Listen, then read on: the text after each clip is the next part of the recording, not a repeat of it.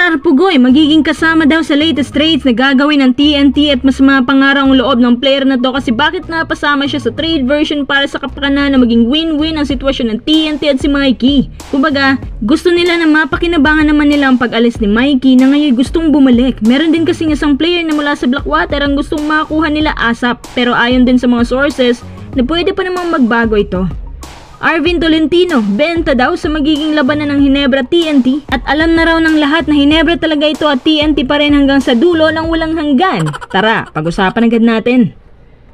Ayon kay Snowbadwa, si Roger Pugoy pala ay kasama sa trade package na gagawin ng TNT para lang makuha umano itong si Cedric Bearfield. Ang nakikita kasi ng TNT sa kanya bukod sa bata pa parehas ng playing style kay Mikey. Ang tanong, bakit si Pugoy? At bakit pumayag ang TNT na siya ang magiging kapalit? Si Pugoy, injury prone na rin. Yun lang ang problema kay Pugoy. Pero mas marami siyang advantages kesa disadvantages. Si Pugoy, two-way player yan. Can defend, can shoot, at versatile siya. Maniwala kahit sa hindi, mas magaling si Pugoy dumipensa kesa opensa. Kahit itanong mo pa yan kay Terence Romeo, buwis buhay yan sa defense at ibang klase gumawa ng pressure. Kahit sabihin natin na bumaba ang efficiency rate niya, pero maasahan pa rin yan when it comes to defense at nakikipagbasag ulo talaga. Magsisisi ang TNT kapag siya na mismo ang ibinigay nila na matagal na nakabakuran sa kanila. Si Bearfield, yung shooting niyang makakapagbigay ng malaking diferensya sa kanilang comparison. Pero ibang klase din ang shooting ni Pugoy Yung hustle niya at may versatility din. Tapos yung attitude niya may work ethic.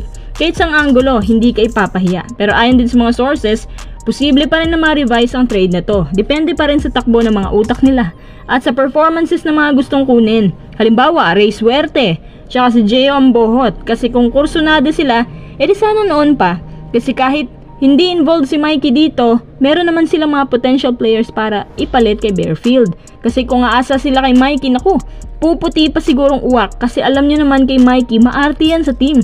Lalo't Blackwater pa talagang mapupuntahan niya, wala ka nang aasahan. Mas lalo lang yan lalayo sa PBA. Tsaka kung maayos pa naman ang pinapakita ni Pugoy, wag na lang muna nilang galawin. Masama din ang loob ni Pugoy daw kasi siya yung ibinida sa trade. Alam mo na kahit ano pa yan pwedeng mangyari. Kahit gaano ka pa kagaling, pwedeng mangyari ang mga bagay na di mo inaasahan.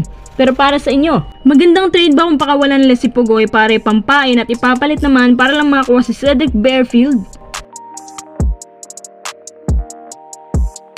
Arvin Tolentino, magiging benta raw sa labanan ng Ginebra at Northport. Hindi naman ako sigurado sa bagay na yan pero napansin ko rin kay Arvin noon na tuwing may playoffs, diyan siya na-choke. Sa panahon na kailangan nila serbisyo niya, laging ganyan ang pinapakita niya. Naalala ko pa nga last 2 years na ang galing nila sa regular season.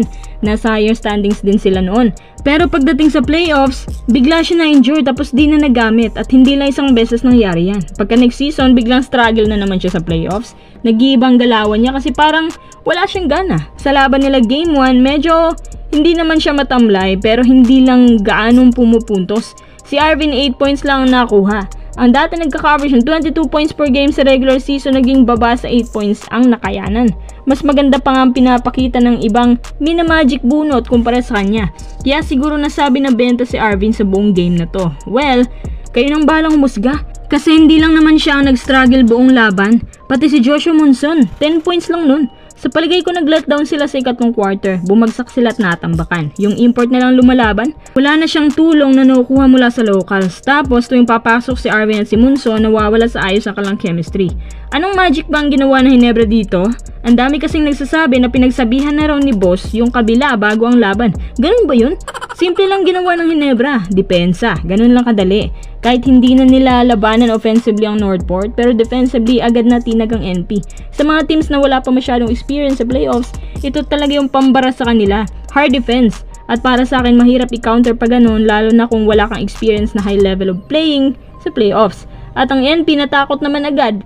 Sana makabawi mamaya ang mga independent teams kasi gusto kong kahit may isa sa kanila makaabot sa finals.